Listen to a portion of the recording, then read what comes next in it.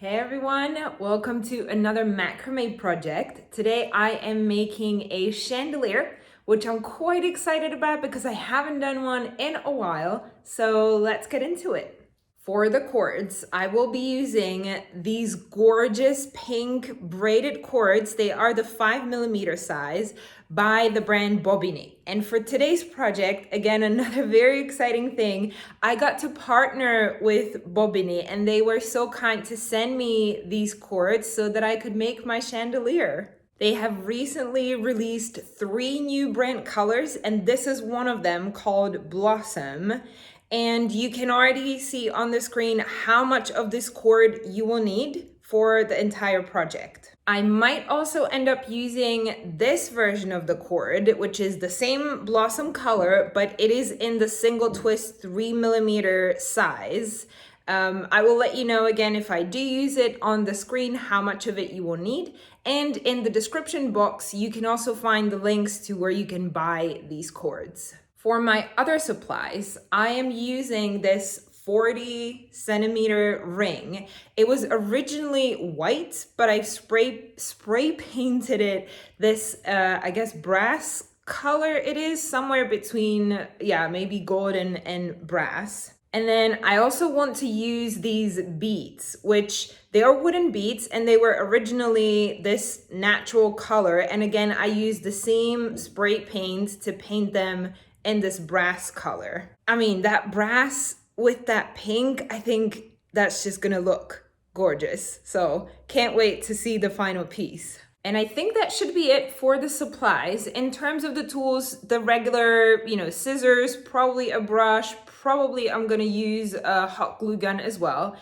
One thing I want to mention though, for the stand, like what are you going to use to put the ring on?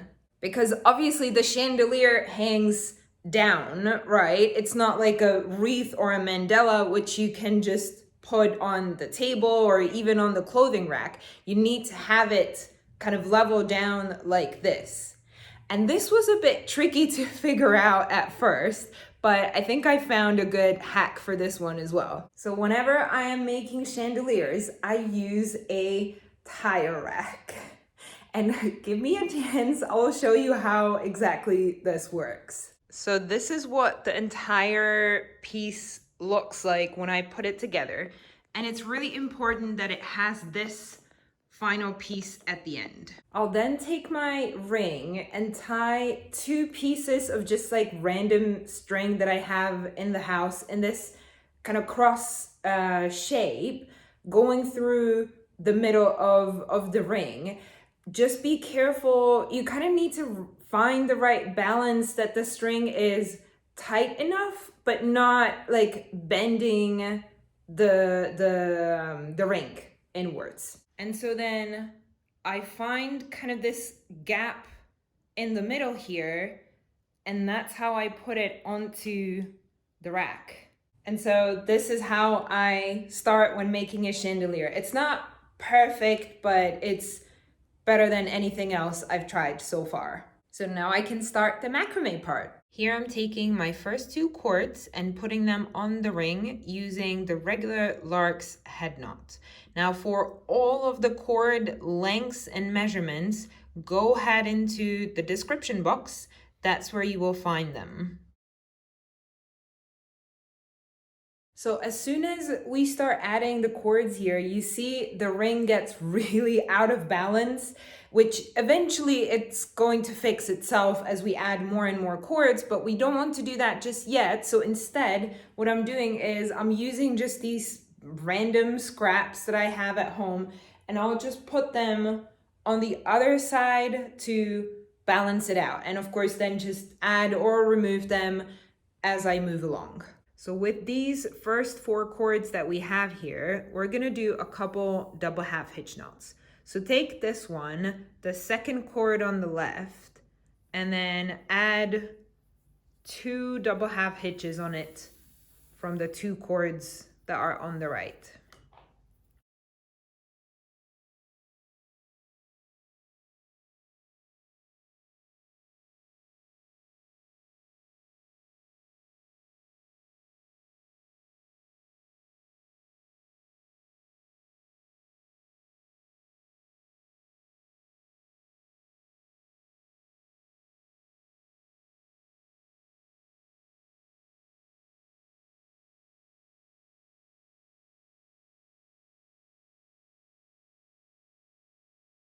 and hold this cord in a way that it goes kind of in this half circle.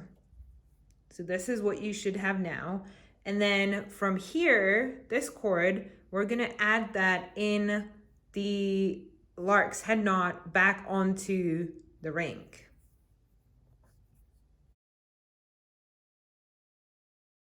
So first it goes over, then through here, back out.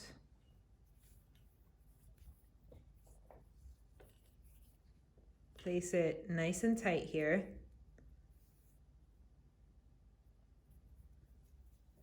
And then goes through the back and into this loop here.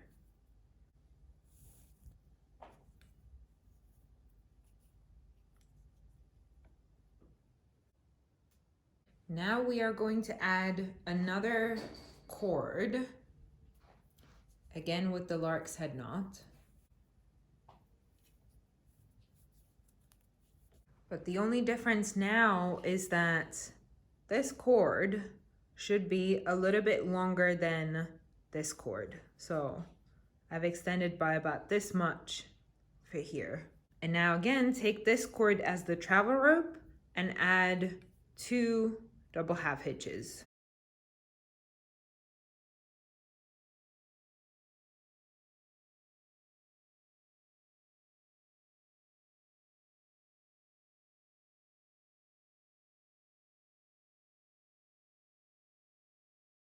And you can see here how there is quite a gap between where we have the travel cord and this next cord. So we're going to add another cord in there with the lark's head knot. Just make sure that it is the reversed one. So come behind the travel cord and then pull the 2 cords through that loop and tighten it there.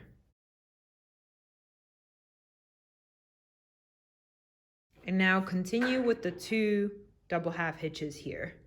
When you finish the double half hitches, put a lark's head knot with this cord onto the ring again.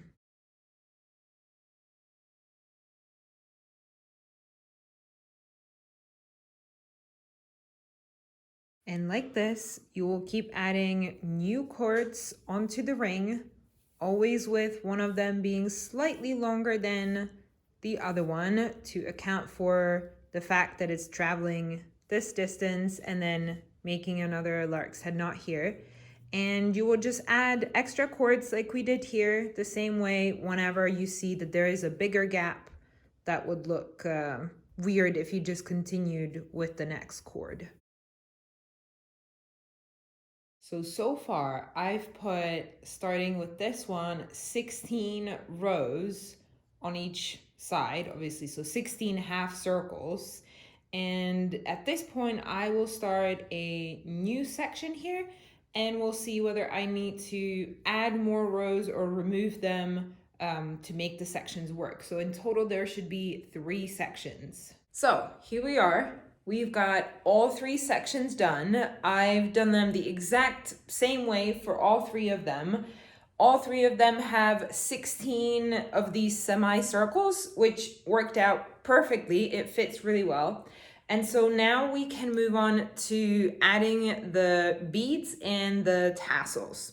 So the idea is that I don't want every single cord to have a bead and a tassel. So first I need to pick which cords am I going to leave in and are going to have the beads and the tassels, and which cords am I going to sort of take out. So something like this, which, yeah, I know this looks really silly, but I just had to put the cords away to see how it would look with fewer cords hanging down, and I do really like the look. So the cords I have down right now is what I'm gonna work with. So down at the bottom, I did probably like every second cord, and then I moved up and I would put 2 cords away, and then at the very tops, usually 3 cords away as well. So now I'm going to start putting on the beads. So these little guys on each of these cords. And if you're having trouble putting them on, what you might want to do is twist this cord a little bit, and then when you're putting on the bead, put it on with this twisting motion as well. And then the cord goes through very easily. Okay, so I've put a portion of the beads on, and you can kind of see that I've put them in this pattern that it's a little bit wavy, and it kind of copies the shape of the semicircles. But I think the idea is that you shouldn't I don't want to make it look perfect. So you can see that all of these beads are a little bit, like it's not a perfect pattern. I don't know how else to explain it. And so now I think I'm going to secure them in place and start working on the tassels. So the finished tassel will look something like this, and here's what you need to do to make it. First, get 4 pieces of this 3mm single twist cord. You could use 5mm as well, then the tassels will be just a little bit thicker. Or you could just use 3 pieces if you have 5mm single twist. But it's important that it's single twist so that it's easy to brush out. So you've got the 4 pieces like this, and then pick the cord that you want to attach it to and know just approximately where you want the tassel to be. So we want it here. Let's pull up the bead a little bit up. Then place the cords about in the middle here.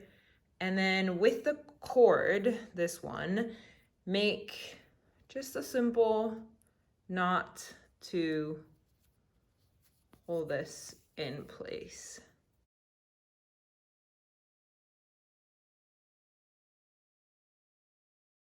Check to make sure that it's in the place where you want it.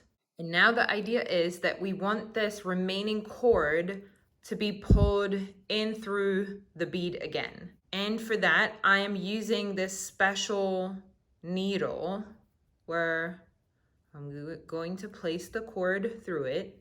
You might use a different type of needle as well that you have at home that you can use for this. And then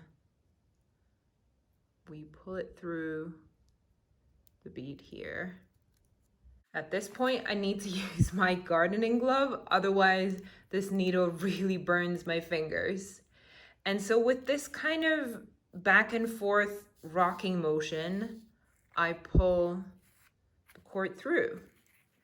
And then you really want to tighten it and kind of squeeze the bead down so that it covers the knot we just made. So at this point, take your brush and brush out all of this. Once it's nicely brushed out, we are going to take another piece of this cord, but this time what you want to do is separate from it just a little strand of maybe like, I don't know, 5, 6 of the strands of the cord. And we're going to use this to tie the tassel here at the top. Take it in, make sure it's more or less equal in length. And then we will wrap it here in the front, cross it over, and then wrap it to the back again. And then at the back, let's turn this around. At the back, we will just make 2 simple knots to tie this. And really tighten. So that's 1. And then we just make 1 more.